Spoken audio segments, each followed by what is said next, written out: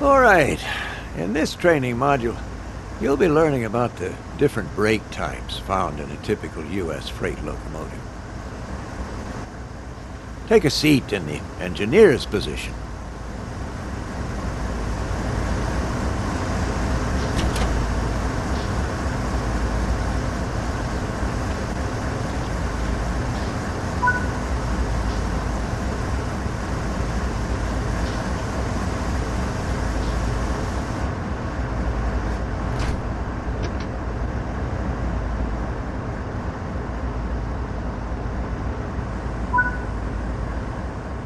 Now you'll go through the steps needed to take over this locomotive.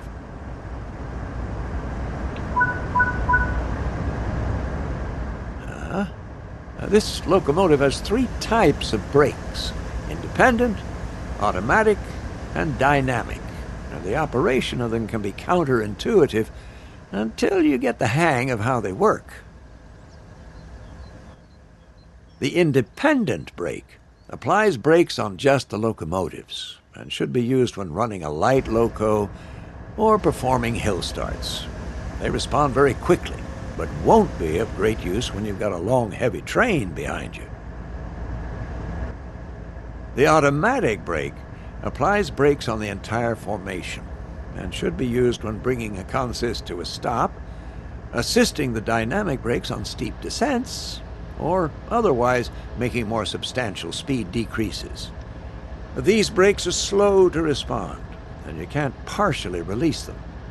So if you want a bit less braking, you have to release them entirely, wait for the system to repressurize, and then you can reapply. The dynamic brake uses the locomotive's traction motors to slow the train down. These can be very effective at controlling your speed on descents, and are mostly effective between around 10 and 30 miles per hour.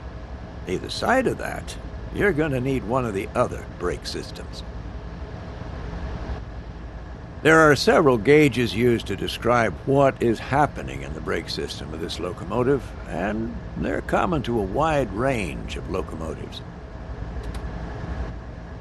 The brake cylinder, or BC gauge, tells you the amount of pressure going directly onto the wheels. Now, this is ultimately how much braking effort is stopping your train. If it's 0, the train is not applying any brakes. The independent brake lever directly controls this, but be aware that this is only reporting the state of the brake cylinder on your own locomotive, and not the rest of the train. Apply the independent brake now to full, and notice that the BC gauge rapidly changes. The brake pipe, or BP gauge, tells you the amount of pressure on the brake pipe that extends the length of the entire train. On U.S. freight, this is pressurized to 90 psi as normal. The brake pipe serves 2 functions. One is to provide air to all the freight cars down the length of the train so they can charge their own reservoirs. The other is that its pressure controls what the other vehicles do with their brakes. At 90 psi, the brakes on all vehicles will be released. As the brake pressure in the brake pipe drops below 90 psi, The other vehicles will apply brakes. Depending on the length of your train, changing the pressure on the brake pipe can be quite time-consuming, whether charging it up to release the brakes or reducing the pressure to apply them. And this is the reason that automatic brakes are tricky to use. The brake pipe works in conjunction with another system called the equalizing reservoir. Because charging the brake pipe is time-consuming, and you don't want to be watching that to find the right pressure, the equalizing reservoir is a much faster responding gauge and is what you primarily use to control the brake pipe. The automatic brake handle controls the equalizing reservoir. Apply the brakes,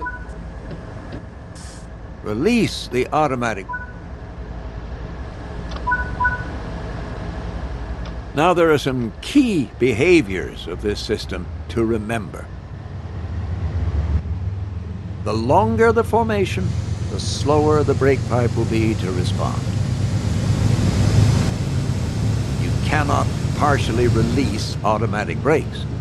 If you are braking too much, you may need to fully release the brakes, allow the brake pipe to get back to 90 psi again, and then you can reapply them. This should be carefully considered, however, as you will have no air brakes during this time. Bring the train to a stop in the indicated position using the automatic brake.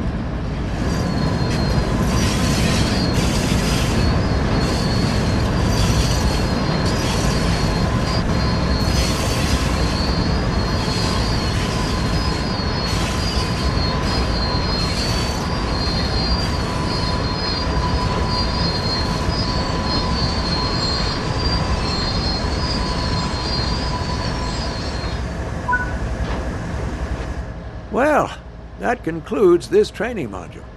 It's covered a lot of theory, but understanding the way these brakes work will help you understand why your train reacts the way it does. These freight trains are nothing like modern passenger trains with fast-acting and fully controllable brakes, but equally, they must manage massive, long, and heavy trains on steep gradients, an entirely different kind of challenge. Run this module again in the training center and repeat it any time you need a refresher.